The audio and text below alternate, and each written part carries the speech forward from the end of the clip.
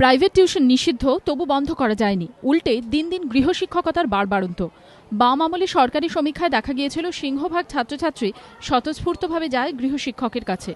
সরকারি সূত্রে খবর, এই অনিবার্য রেওয়াজে ক্ষতি হচ্ছে স্কুলের পঠন পাঠনে।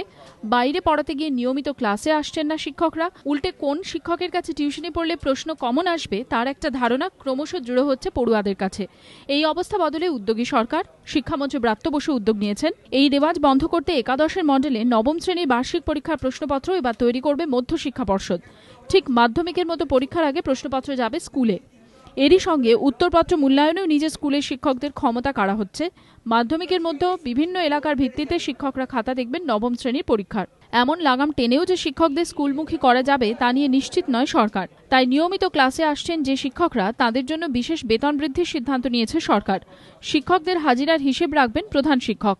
তার পরিপ্রেক্ষিতে স্কুল পরিদর্শকরা তৈরি করবেন বিশেষ বেতন বৃদ্ধির অধিকারীদের রিপোর্ট। কিন্তু শুধু নবম শ্রেণী কেন, সরকারের ব্যাখ্যা, অনিচ্ছা সত্ত্বেও রাজ্যকে মেনে নিতে হয়েছে অষ্টম শ্রেণী পর্যন্ত পাশ ফেলের বিলোপ।